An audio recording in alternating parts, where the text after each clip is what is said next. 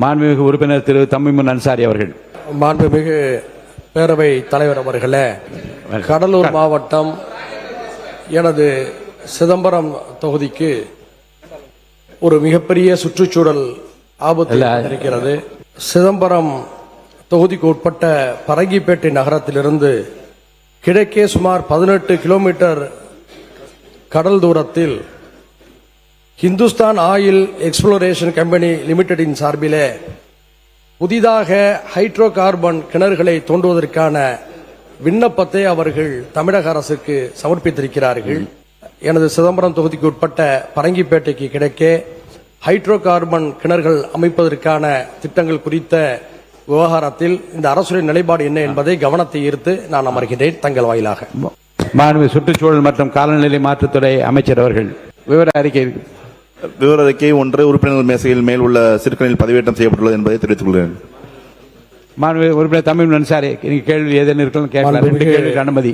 மாண்புமிகு பேரவைத் தலைவர் அவர்களே, மாண்புமிகு அமைச்சர் அவர்கள் அளித்த விபர அறிக்கையை நான் படித்து பார்த்தேன்.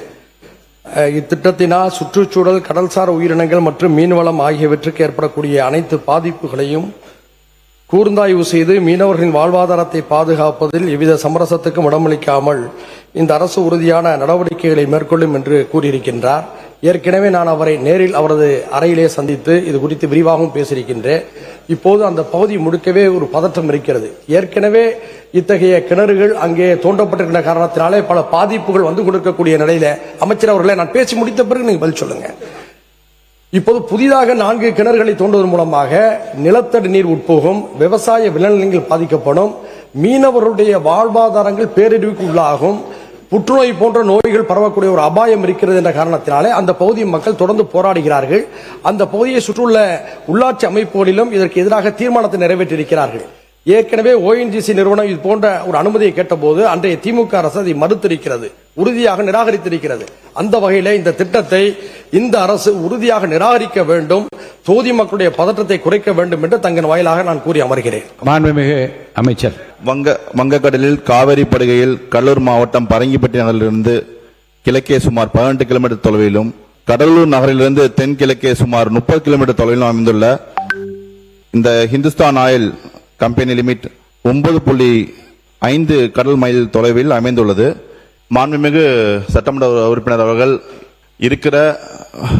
கூட்டணியில் இருக்கிற அந்த திமுக அரசின் காலகட்டத்தில் தான் அந்த 3 கிணறுகளுக்கும் அனுமதி கொடுத்துள்ளது.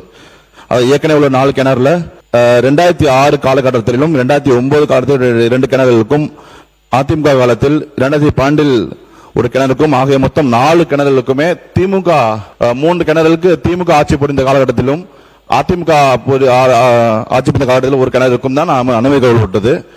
இப்பொழுது 3 கிணறுகளில் தற்காலிகமாக செயல்பாட்டில் இல்லை. ஒரு கிணறில் இருந்து மட்டும் உற்பத்தியாகும் எரிவாயு மற்றும் எண்ணெய் நாகப்பட்டினம் மாவட்டம் பிள்ளை பெருமாள் கல்லூரியில் அமைந்துள்ள இந்துஸ்தான் ஆயில் கம்பெனி லிமிடெட் நிறுவனத்தில் எரிவாயு செயலாக்க நிலையத்திற்கு கொண்டு செல்லப்படுகிறது.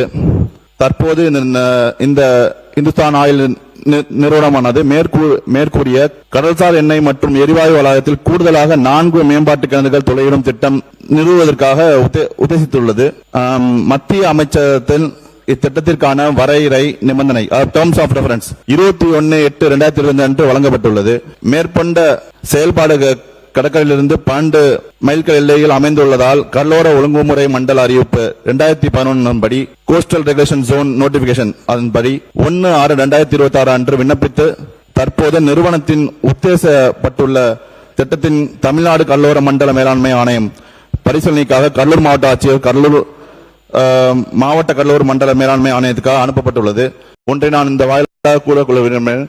மீன்வளத்தை பாதிக்கக்கூடிய சுற்றுச்சூழல் எந்த திட்டமாக இருந்தாலும் நம் முதலமைச்சர் தலைமையிலான இந்த அரசு ஒருபோதும் அனுமதிக்காது என்பதை இந்த வாயிலாக நான் கூறிக்கொள்கிறேன். நன்றி. பேரவை தலைவர் அவர்களே, சுற்றுச்சூழல் விழிப்புணர்வு ஏற்படுவதற்கு முன்பாக முந்தைய அரசுகள் சில முடிவுகளை எடுத்திருந்திருக்கலாம். ஆனால் 2011 காலகட்டத்துக்கு பிறகு அது அதிமுக அரசாக இருந்தாலும் சரி, அதுக்கு பிறகு வந்த திமுக அரசாக இருந்தாலும் சரி, இந்த திட்டங்களுக்கு அங்கே அனுமதிக்கப்படவில்லை.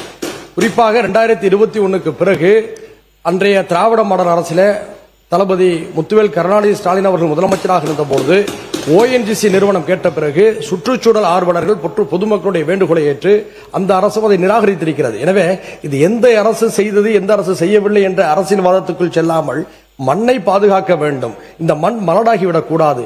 பிச்சாவரம் காடுகள் பாதுகாக்கப்பட வேண்டும். பரங்கிப்பேட்டை மற்றும் கடலூர் மாவட்ட மீனவர்களுடைய நலன் பாதுகாக்கப்பட வேண்டும். விவசாய நிலங்கள் பாதுகாக்கப்பட வேண்டும் என்ற அடிப்படையில் தான் இந்த அவையிலே இதை நாம் பேசுகின்றோம்.